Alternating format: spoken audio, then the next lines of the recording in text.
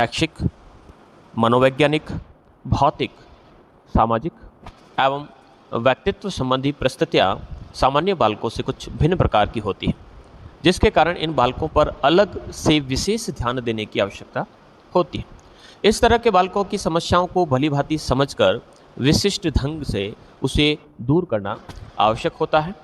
तो ऐसे बालक जो होते हैं वह कुछ एक्सेप्शनल अपवाद स्वरूप भी हो सकते हैं, कुछ असाधारण अनयूजुअल चिल्ड्रंस होते हैं और कुछ जो बालक होते हैं विशिष्ट यानी स्पेशल चिल्ड्रंस के रूप में देखने को मिलते हैं। इन्हीं विशिष्ट बालकों को हम आज पढ़ने वाले हैं। सबसे पहले हम बात करते हैं कि विशिष्ट शब्द का अर्थ अगर हम लें तो अलग अलग प्रकार से इसे व्यक्त किया जाता है।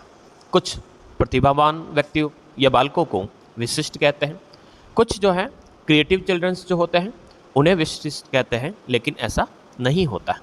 विशिष्ट का सामान्य अर्थ है सामान्य बालक से भिन्नता रखने वाला प्रत्येक बालक विशिष्ट रूप में जाना जाता है। अतः विशिष्ट आवश्यकता वाले बालक की परिभाषा हम निम्न प्रकार से दे सकते हैं। आइए देखते हैं कौन कौन सी परिभाषाएं हैं। शुरुआत करते हैं क्रो एंड क्रो की।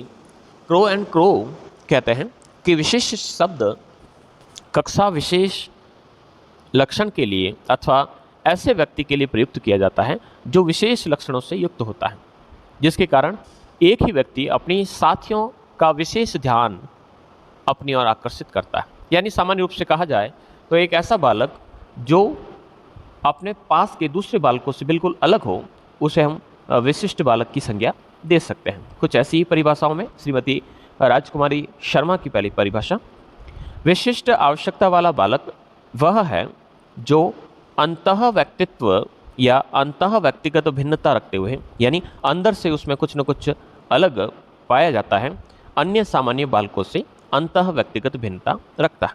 एक सामान्य सा और सीधा अर्थ इस परिभाषा से लिया जा सकता है कि विशिष्ट बालक वह बालक है जो अंदर से दिखने में एक जैसा है, लेकिन वह अंदर के मानसिक गुणों के आधार पर या शारीरिक गुणों के आधार पर वह दूसरे बालकों से बिल्कुल अलग है, तो उसे हम विशिष्ट बालक कह सकते हैं। दूसरी परिभाषा W.M. क्रुत्शेंक के द्वारा दी गई है।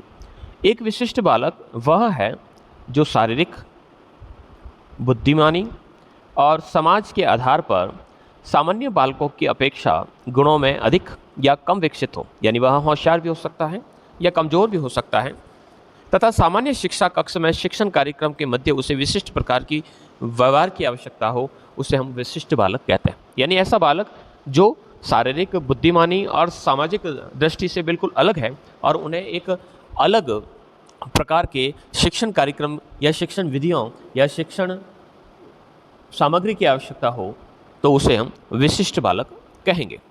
तीसरी परिभाषा किर्क के शब्दों में, विशिष्ट बालक मानसिक, शारीरिक तथा सामाजिक गुणों में सामान्य बालकों से भिन्न होता है, यानी वह मानसिक तौर पर, शारीरिक तौर पर या सामाजिक तौर पर दूसरे बालकों से बिल्कुल अलग होता है तथा विशिष्ट सेवाओं में परिवर्तन की आवश्यकता होती है। ऐसे बालकों के लिए कुछ अतिरिक्त अनुदेशन यानी एक्स्ट्रा इंस्ट्रक्शंस भी उनके लिए आवश्यक है। ऐसी दशा में उनकी सामर्थ्य का सामान्य बालकों की अपेक्षा अधिक विकास हो सकता है। यानी विशिष्ट जो बालक होते हैं उन्हें कुछ विशिष्ट विधियों या विशिष्ट पाठ्यक्रम या अलग से समय देकर हमें कुछ विशेष प्रकार की व्यवस्था करनी आवश्यक होती है, ताकि वह सामान्य बालकों से अधिक या कम प्रयास में सभी तथ्यों को सीख सकें। आगे बढ़ते हैं। कैसे पता चले कि इस प्रकार के विशिष्ट बालक को हम पहचान पाएं, यानी इनकी विशेषताएं क्या होती हैं। तो हमने कहा कि विशिष्ट बालकों की विशेषताओं का संबंध कई क्षेत्रों से होता है, अतः कई प्रकार के आधार पर ही उनकी विशेषताओं को स्पष्ट किया जा सकता है। जैसे कि बुद्धि, विकलांग या समस्यात्मक या अपराधी बालक, ये सभी जो बालक हैं वो विशिष्ट बालक कहलाते हैं। ये बालक शारीरिक, मानसिक, क्रियात्मक और भावात्मक सभी दृष्टिकोण से एक दूसरे से भिन्न होते हैं और विशिष्ट बालक सामान्य बालकों से भी बिल्कुल भिन्न और अलग दिखाई देते हैं। ये बालक सामान्य बालकों की तुलना में कम या अधिक गुण वाले होते हैं। इनके पालन पोषण और शिक्षा दीक्षा के लिए विशेष प्रबंध की आवश्यकता पड़ती है। तो इस प्रकार से इनकी विशेषताएं एक या अनेक क्षेत्रों से संबंधित हो सकती है। तो इसी आधार पर हम जिस प्रकार से अगर हम बात करें कि विशिष्ट बालकों के प्रकार कौन कौन से हैं, तो हम इनको पिछड़े बालकों में यानी जो बैकवर्ड चिल्ड्रंस हैं उनके अंतर्गत रख सकते हैं। दूसरे जो विशिष्ट बालक होते हैं वह प्रतिभाशाली भी हो सकते हैं, गिफ्टेड चाइल्ड भी हो सकते हैं। इसी प्रकार से कुछ जो बालक होते हैं सृजनशील क्रिएटिव प्रकार के हो सकते हैं। कुछ बालक ऐसे मिलेंगे जो मंदबुद्धि बालक मेंटली रिटार्टेड के रूप में देखने को मिलेंगे, और कुछ जो बालक हैं वह विकलांग बालकों के रूप में देखने को मिलते हैं। तो इस प्रकार से शारीरिक और मानसिक रूप से प्रत्येक बालक दूसरे से बिल्कुल अलग होता है, और इसी प्रकार से इन अलग अलग गुणों वाले बालकों की पहचान किस प्रकार से की जा सकती है, आइए देखते हैं।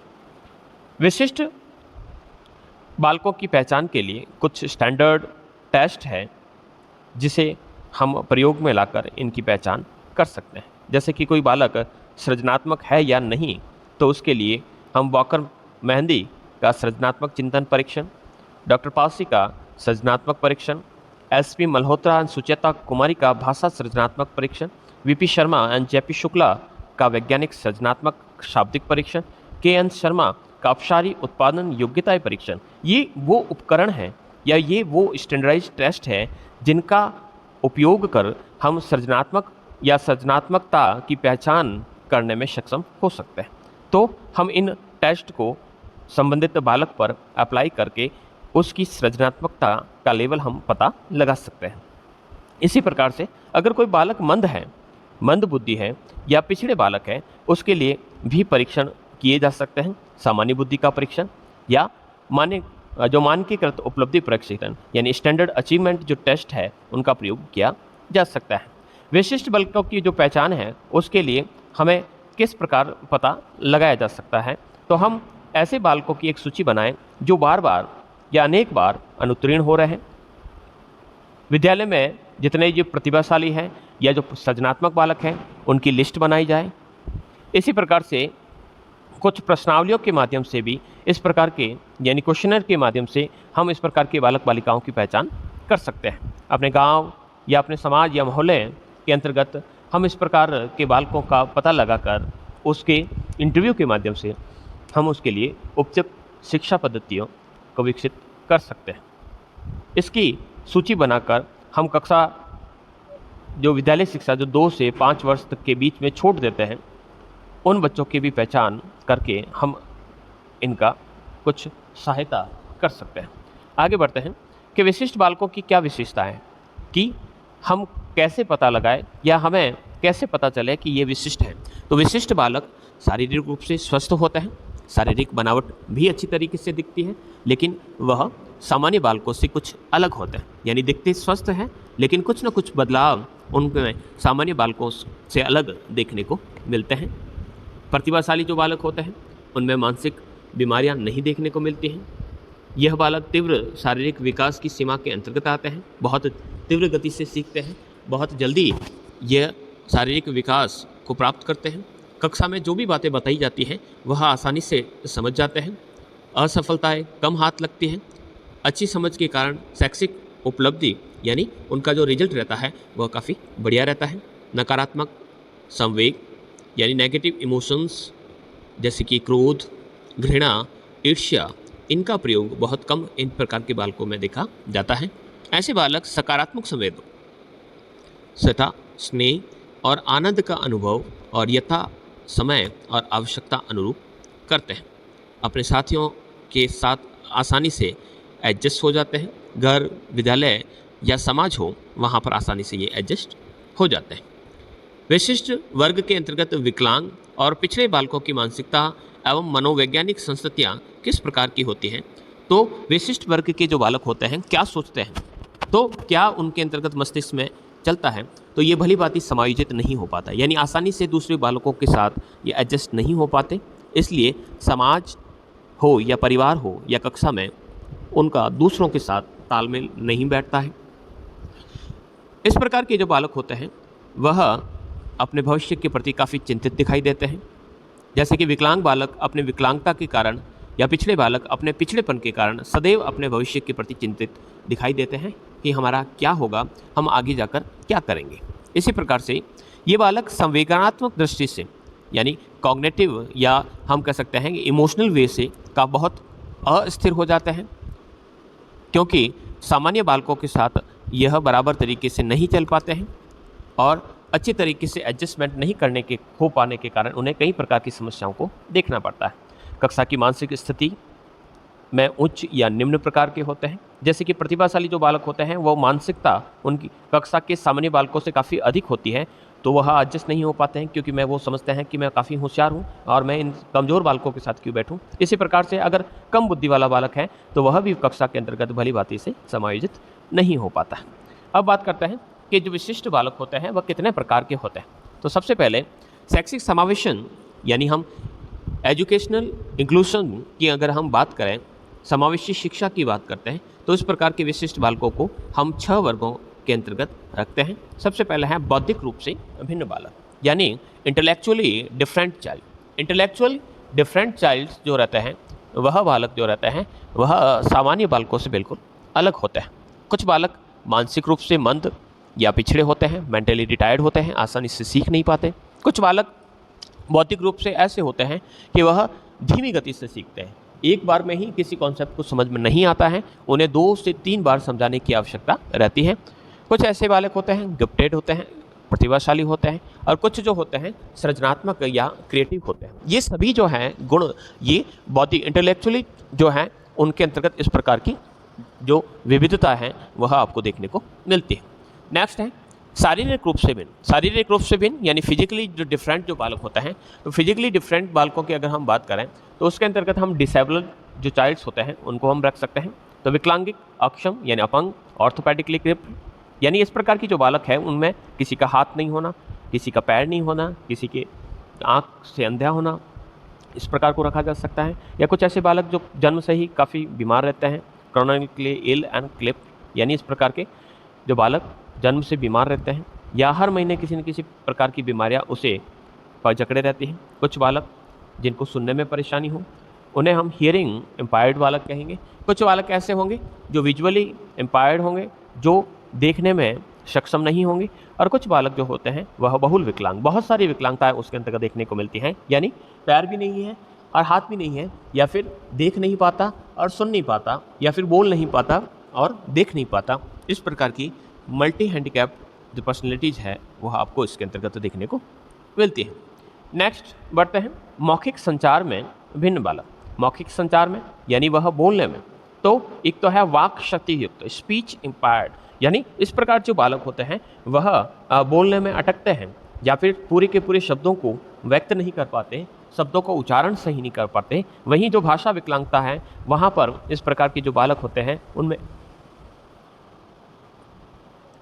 किसी भाषा के शब्दों को अच्छे तरीके से, स्पष्ट तरीके से उसका प्रोनाउंसिएशन करने में उनको समस्याएं देखने को मिलती है। इसी प्रकार से मनोसामाजिक रूप से भिन्न बालक, सोशली डिफरेंट जो है, संवेगात्मक रूप से अशांत। संवेगात्मक रूप से अशांत बालकों की पहचान इस प्रकार से की जा सकती है कि उनका व्यवहार एकदम से बदल जाता है, उनके व्यवहार में अचानक से बहुत त्वरित ढंग से जो बदलाव आते हैं, तो उसे हम संवेगात्मक या इमोशनली डिस्टर्ब्ड चिल्ड्रंस कहेंगे। कुछ ऐसे बालक होंगे वो सामाजिक रूप से कुसमायोजित होंगे, वह समाज में आसानी से एडजस्ट नहीं हो पाते, समाज की हर गतिविधियों के अंतर्गत उसको कुछ न कुछ बुराई नज़र आती है। नेक्स्ट है समस्यात्मक बालक, प्रॉब्लमेटिक चिल्ड्रंस। इस प्रकार के जो बालक होते हैं वह हर प्रकार की गतिविधियों में किसी न किसी प्रकार की समस्या लाने का प्रयास करते हैं और कोई कार्य जो सामान्य ढंग से हो रहा है उसे न होने देने के लिए वह अपने प्रयास करता है। नेक्स्ट है अपराधी बालक, और अपराधी बालक जो होता है वह किसी न किसी प्रकार की अपराध में लिप्त होता है, चाहे वह आर्थिक दृष्टि से परेशानी के कारण हो सकता है या फिर पारिवारिक जो समस्या है उसके कारण भी इस प्रकार की समस्या देखने को मिलती है। ये सारे के सारे जितने भी हम डिस्कस कर रहे हैं वे सारे के सारे विशिष्ट बालक। नेक्स्ट है सांस्कृतिक रूप से भिन्न बालक, अधिगम असुविधायुक्त, आसानी से सीख नहीं पाते, सांस्कृतिक रूप से वंचित अल्पसंख्यक, यानी इस प्रकार के अल्पसंख्यक जो एक सामान्य सी जो संस्कृति है उससे बिल्कुल अलग संस्कृति वाले बालक हैं। जिस प्रकार से हम ये देखें कि अगर कोई स्कूल है और स्कूल के अंतर्गत सारे के सारे जो हैं वह सामान्य बालक हैं और एक ही धर्म विशेष से संबंध रखने वाले हैं, और कुछ बालक या कुछ एक दो बालक आपको इस प्रकार से मिलेंगे जो किसी विशेष धर्म से बिलोंग करते हैं, और इस प्रकार की जो बालकों की जो संस्कृति होगी या जो सभ्यता होगी वह सभी बालकों से बिल्कुल अलग होगी, और ऐसी स्थिति में उसको दूसरों से अलग समझा जाएगा। फिर है वंचन के आधार पर। वंचन के आधार पर सामाजिक रूप से वंचित बालक, इस प्रकार के बालकों को हम जाति या धर्म के आधार पर जो दलित वर्ग से बिलोंग रखने वाले बालक होते हैं उन बालकों को इसके अंतर्गत रखा जा सकता है। और कुछ जो बालक हैं आर्थिक रूप से वंचित बालक, यानी कुछ ऐसे बालक भी आपको मिलेंगे जो आर्थिक रूप से काफ़ी ज़्यादा अक्षम हैं, अपनी सामान्य आवश्यकताएं भी वह पूरी नहीं कर पाते हैं, तो इस प्रकार की आर्थिक बालक को भी हम विशिष्ट बालक के रूप में जान सकते हैं। फिर हम करते हैं कि अधिगम अक्षमताएं कौन कौन सी होती हैं। अधिगम अक्षमताओं की बात करें तो बहुत सारी हैं। सबसे पहले अगर हम बात करें कि है अफेशिया। अफेशिया का अर्थ होता है कि इस प्रकार की अधिगम क्षमता या अधिगम अक्षमता में श्रवण बालक के अंतर्गत भाषा श्रवण दोष होता है। भाषा श्रवण दोष यानी आसानी से वह भाषा को समझ में नहीं आ पाता है, नहीं समझ पाता है। कक्षा में पढ़ने वाले शिक्षक की बात को हूबहू ग्रहण न करते हुए वह शिक्षक द्वारा उच्चारित शब्द या वाक्य को दूसरे रूप में ग्रहण करते हैं, और विशेषकर मातृभाषा से हटकर दूसरी भाषा का अध्ययन करते समय इस प्रकार की विशेषताएं देखने को मिलती हैं। जैसे कि हिंदी भाषी का है और वह अंग्रेजी पढ़ता है, तो इस प्रकार की अफेशिया नाम की अधिगम अक्षमता देखने को मिलती है। तो श्रवण शक्ति का भी दोष सकता है, सुनने में समस्या हो, या फिर इस प्रकार की समस्या के पीछे अध्यापकों द्वारा कुछ क्लिष्ट यानी हार्ड वर्ड का प्रयोग किया जाना भी कारण हो सकता है। स्थानीय भाषा का अलग होना, यानी वह जिस भाषा का नॉलेज रखता है उससे अलग प्रकार की भाषा का प्रयोग किया जा रहा है, या माता पिता द्वारा जो बोली जाने वाली जो भाषा है उसका वह बहुत ज़्यादा प्रयोग करता है, और उच्चारण दोष संबंधी भी इसके कारण हो सकते हैं। नेक्स्ट है डिस्लेक्सिया। डिस्लेक्सिया का अर्थ होता है कि शब्दों और वाक्यों को पढ़ने में, वहाँ पर हमने कहा कि डिस्ग्राफिया के अंतर्गत अफेशिया के अंतर्गत हम कह सकते हैं कि वाक्य को दूसरे रूप में श्रवण करते हैं, यानी अलग अर्थ में उसे समझते हैं। डिस्लेक्सिया के अंतर्गत हम जो पढ़ाया गया है या उसको पढ़ने में या लिखा हुआ है उसको पढ़ने में काफ़ी समस्याएं उन्हें होती हैं। जैसे कि पंजाब में अगर पला बड़ा है तो बालक स्कूल को स्कूल कहेगा, महाराष्ट्र में अगर पला बड़ा है तो बालक गणित को गणित कहेगा। इसी प्रकार से मध्य प्रदेश के मालवा प्रदेश के अंतर्गत कोई पढ़ा हुआ बालक है तो शक्कर को वह हक्कर और पत्थर को पत्थर कहेगा, शहद को शहद कहेगा। तो इस प्रकार के उच्चारण संबंधी अभ्यस्त न होने के कारण कक्षाओं के अंतर्गत भी वह काफ़ी त्रुटियाँ करता है। कारण की बात करते हैं, उच्चारण संबंधी दोष हो सकते हैं। स्वराघात शक्ति का अभाव, आसानी से वह स्वरों का उच्चारण नहीं कर पा रहा है, या उसकी जो प्राइमरी जो क्लासेस थी उसके अंतर्गत उच्चारण पर उसका ध्यान नहीं दिया गया, या वह अपनी लोकल लैंग्वेज को ज़्यादा प्रीफर करता है, या लोकल जिस रीजन से वह बिलोंग करता है वहाँ की भाषा को बहुत ज़्यादा यूज करता है। तो ये संबंधित कारण हो सकते हैं। फिर है डिसकैलकुलिया। कैलकुलिया से नाम से पता चलता है कि गणितीय क्रियाओं करने में वह अक्षम हो, यानी जोड़ गुणा भाग के क्रम को भूल जाता है या उल्टा सीधा करता है। तो इस प्रकार से गणितीय क्रियाओं को करने में अगर वह अक्षम है तो उसको डिसकैलकुलिया अधिगम अक्षमता के अंतर्गत रखा जाता है। गणितीय क्षमता का अभाव हो सकता है। प्राइमरी क्लासेस के अंतर्गत उसे गलत तरीके से गणित लिखना सिखाया, या उसका नर्वस सिस्टम डिस्टर्ब हो सकता है, या फिर बालक खुद उत्सृंखल है, वह जानबूझकर इस प्रकार के प्रयास करता है, या प्रारंभ में गिनती और पहाड़े का मातृभाषा में लिखना और फिर अंग्रेजी में प्रयुक्त करना। ये कई ऐसे संभावित कारण हो सकते हैं जिससे वह गणितीय क्रिया करने में अपने आप को असहजता महसूस करता है। नेक्स्ट है हाइपरलेक्सिया। हाइपरलेक्सिया का अर्थ होता है कि बोर्ड पर जो शब्द लिखे हैं वो उसे आसानी से नहीं दिख रहे हैं या ऊपर नीचे दिख रहे हैं, वह उसे व्यवस्थित नहीं कर पा रहा है। तो इसके कई कारण हो सकते हैं कि कांच का जो श्यामपट है उस पर प्रकाश लाइटिंग हो रही है, उससे उसे नहीं दिखाई दे रहा है, उसको निकटदर्शी दोष है, यानी उसे किसी प्रकार की नेत्र संबंधी समस्या है, या फिर कक्षा में जो बैठक रखी गई बच्चों की वह सही तरीके से नहीं रखी गई है, या फिर काफ़ी दूर या काफ़ी नज़दीक बच्चों को बैठा दिया गया है, इस कारण इस प्रकार की समस्या देखने को मिलती है। नेक्स्ट है डिस्ग्राफिया, नाम से ही पता चल रहा है। डिसकैलकुलिया के अंतर्गत गणितीय क्रियाएं। फिर डिस्ग्राफिया, डिसलेक्सिया में हमने कहा कि पढ़ने जैसी समस्या है। डिस्ग्राफिया जो है वो अक्षर की पहचान, यानी जैसे कि व और ब में फ़र्क नहीं स्थापित कर सकता है, ग्रह और ग्रह में श और श में के अंतर्गत उच्चारण और लेखन संबंधी दोष पाया जाता है तो उसे डिस्ग्राफिया कहा जाता है। ग्राफ से सीधा सा याद रखिएगा कि लेखन संबंधी अगर अक्षमता पाई जाती है तो उसको डिस्ग्राफिया कहा जाता है। क्या किया जा सकता है? तो इस प्रकार के बालक जब शिक्षक के संपर्क में आते हैं तो एक मार्गदर्शक के रूप में इस प्रकार की समस्याओं का समाधान किया जा सकता है। अगर श्रवण शक्ति कमज़ोर है तो मानसिक कठिनाइयों का सामना करना पड़ सकता है, तो इस प्रकार से श्रवण शक्ति की पहचान करनी चाहिए। तो इसके लिए शिक्षक को चाहिए कि वह श्यामपट्ट के ठीक सामने वाली दीवार के पास शिक्षक को बालक को खड़ा करें और धीरे धीरे से बोलना प्रारंभ करें। अगर बालक को नहीं सुनाई दे रहा है तो उसके लिए या उसको आगे बैठाने की व्यवस्था की जा सकती है। विद्यालय के अन्य शिक्षकों को भी इस प्रकार की समस्या से अवगत कराया जा सकता है कि वह बालकों को पढ़ाते समय इस प्रकार की लर्निंग डिसेबिलिटीज़ का पता रखें। इसी प्रकार के जो समस्या वाले जो बालक हैं उनके माता पिता को इस प्रकार की अक्षमता से अवगत कराया जा सकता है ताकि समय रहते आवश्यक प्रयास किए जा सकते हैं। तो इस प्रकार के प्रयास यहाँ पर किए। तो इस प्रकार से आज हमने सीखा कि जो विशिष्ट बालक क्या होते हैं और कितने प्रकार के होते हैं। एक बार पुनः मैं हल्का सा रिवाइज कर लेता हूँ। विशिष्ट बालकों का हमने कहा कि वह विकलांग भी हो सकते हैं, समस्यात्मक भी हो सकते हैं, प्रतिभाशाली भी हो सकते हैं, अपराधी बालक भी हो सकते हैं, सृजनात्मक बालक भी हो सकते हैं। मुख्य रूप से इनको हम 4 से 5 भागों में बांट सकते हैं। जैसे कि हम बैकवर्ड चिल्ड्रंस की बात करते हैं तो बैकवर्ड चिल्ड्रंस में रखा जा सकता है, कुछ प्रतिभाशाली बालकों के अंतर्गत रखे जा सकते हैं, कुछ सृजनशील बालकों के अंतर्गत रखे जा सकते हैं, कुछ मंदबुद्धि बालकों के अंतर्गत रखे जा सकते हैं और कुछ विकलांग बालकों के अंतर्गत रखे जा सकते हैं। विकलांग बालकों को जो होता है उसको शारीरिक विकलांगता या मानसिक विकलांगता के आधार पर 2 भागों के अंतर्गत बांटा जा सकता है। तो इस प्रकार से यह आपका टॉपिक कंप्लीट होता है। Thank you.